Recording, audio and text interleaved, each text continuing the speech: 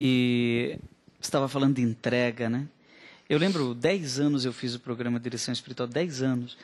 E em alguns momentos, eu me vi diante de situações de pessoas, inclusive que ligavam, né, ao vivo, e colocavam certas situações em que eu não sabia o que dizer. Simplesmente situações tão complicadas que não havia uma palavra a dizer.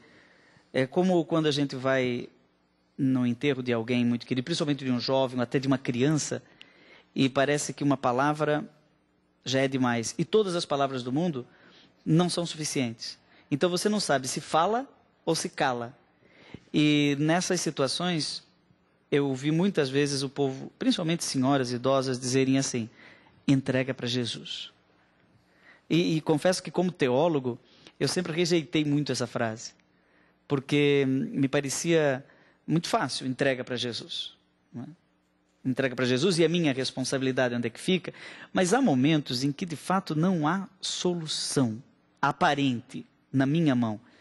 Agora a solução passa pelo mergulho, por um momento de insegurança, pelo salto qualitativo da fé. Ou seja, eu perco a responsabilidade sobre a situação provisoriamente e entrego para Deus. E é como quem está na ponta de um trampolim para saltar, e ele precisa ter um ato de fé para saber que tem água lá embaixo. Não é? Principalmente se está muito alto e ele não vê. Ou entra num túnel, ou passa por uma curva, ele sabe que do outro lado da curva, depois do horizonte, ainda tem mar.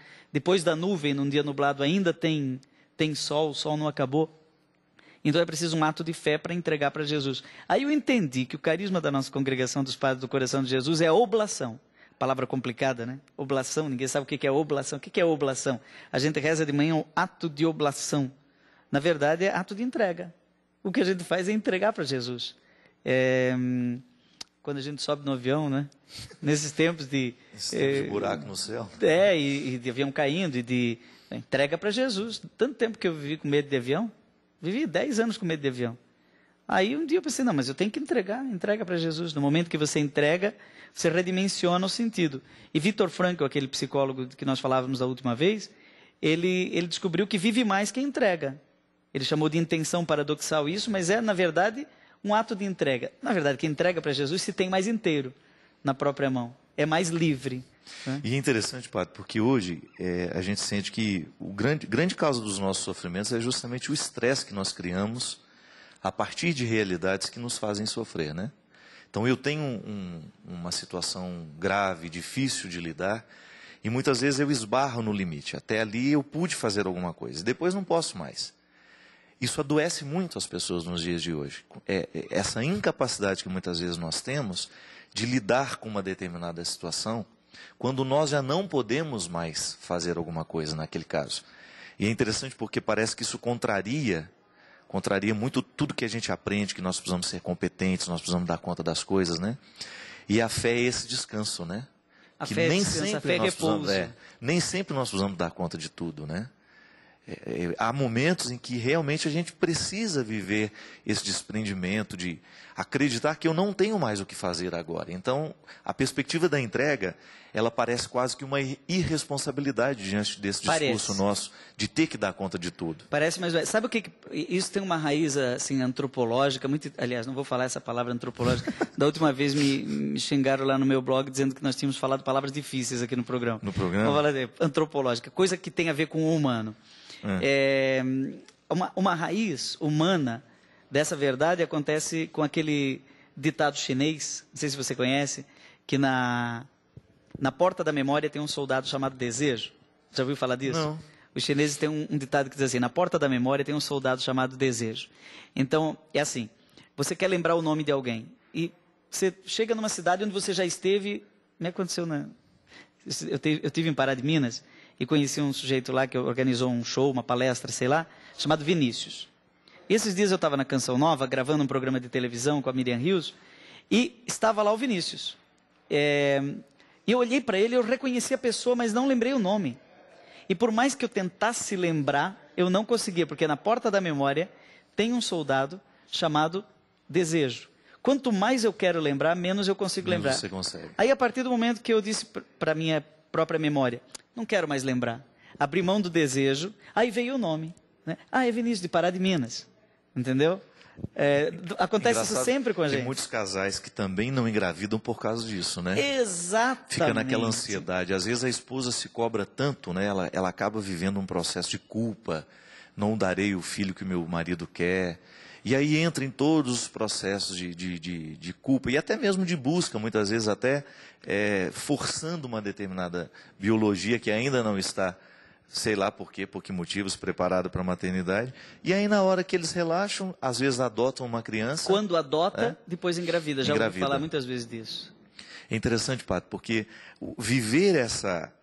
Porque outro dia até mesmo, na semana passada, tinha uma pessoa que me perguntava: Padre, quando é que eu sei que eu já lutei tudo o que eu tinha que lutar e que agora eu preciso esperar a vontade de Deus? É muito difícil a gente descobrir, né, na nossa experiência prática. Quando é que eu sei que a partir de agora quem tem que agir é Deus? Eu vejo, por exemplo, muitas pessoas, às vezes, rezando, implorando por curas, né? A pessoa está doente, ter um familiar doente é sempre muito complicado. O câncer que está muito presente na vida de tantas pessoas, eu tenho certeza que hoje muitas pessoas que nos assistem vivem esse dilema em suas casas. Até que ponto é direito nosso implorar pela cura daquela pessoa? Muitas vezes Deus não tem, eu não posso alterar aquilo que é o desígnio de Deus. E a gente acaba criando umas inimizades com Deus, né, por causa disso. Às vezes nós achamos que a experiência de fé nos autoriza que Deus faça tudo o que a gente quer. E não é bem por aí, né?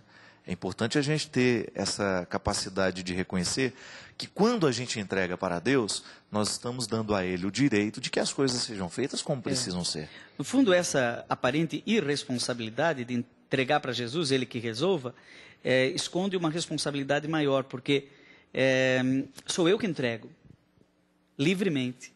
É uma liberdade maior eu entregar. Então, eu estou lembrado de um programa de rádio que eu escutei esses dias nessas minhas andanças, liguei o rádio no carro, tinha um programa, não era católico, e o pastor dizia assim: por que Jesus veio à Terra? Com certeza o primeiro motivo foi para morrer na cruz. Meu Deus. Foi para morrer na cruz? Não. Foi para dar a vida. Porque dar a vida é diferente de morrer. Não significa, né, que ele precisava até morrer do jeito que morreu, né? Então, Jesus fez a vontade do Pai. E a vontade do Pai não era que ele morresse, mas que ele nos salvasse. E a salvação era a contingência a morte na cruz era a contingência, era a exigência, né, da salvação. Como aquele Silvio Hollenbach, você já ouviu falar? Já. Desse herói brasileiro que pulou, lá pelos idos de 1975, ele pulou em Brasília no Poço das Ariranhas para salvar um menino e acabou sendo morto por esse animal. E, para mim, isso esconde exatamente a atitude de Cristo que pula no poço para nos salvar, não para morrer, não é masoquista.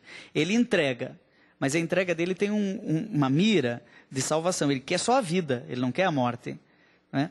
E Jesus disse assim: ninguém tira a minha vida, eu a dou livremente. Então, quer dizer, o ato de oblação de Jesus, a entrega de Jesus, foi um ato de liberdade absoluta.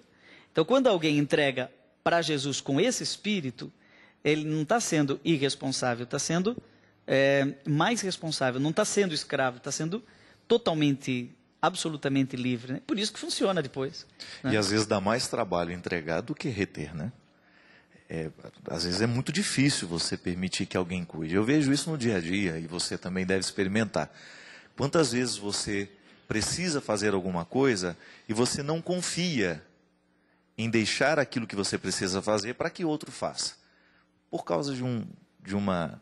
Às vezes nós achamos que só nós podemos resolver, que tudo vai passar pela nossa competência. E quando a gente delibera isso, né, quando você dá a Deus a liberdade de cuidar de uma determinada situação, é sempre muito complicado.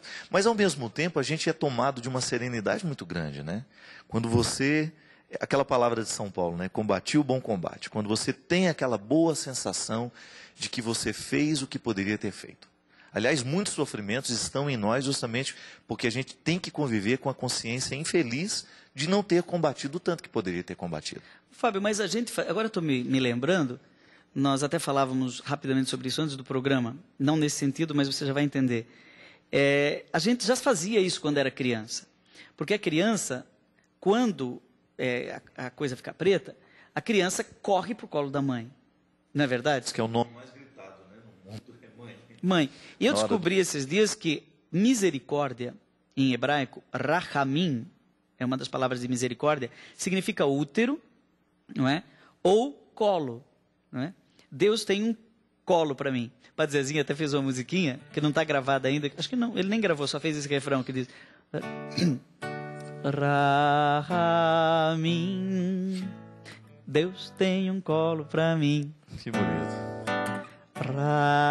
Rahamim, Deus tem um colo para mim. E quando a gente chama Maria de Mãe de Misericórdia, né? Vida, doçura, esperança, nossa salve. Ou quando a gente faz a consagração a Maria, no fundo é uma entrega. A gente está pedindo colo. E eu não sei se você lembra que nós já fizemos juntos uma canção a Maria, lá no tempo que ainda você nem era padre ainda. Os tempos idos. Será que a gente 2000? lembra? Mais ou menos. Eu tenho mais ou menos uma vaga lembrança, que a gente nunca mais cantou, né? Acho que era em Ré maior. Mas ela era, eu também, eu nem lembrava mais dessa música. Mas diz exatamente o que a gente está falando aqui. Acho que vamos pegar um Mi. Vamos lá? Mi. Olhando nos teus olhos posso ver ternura de um materno coração. Teu colo foi um berço para Deus. Teu ventre foi um trono para o Rei dos Reis. É isso aí.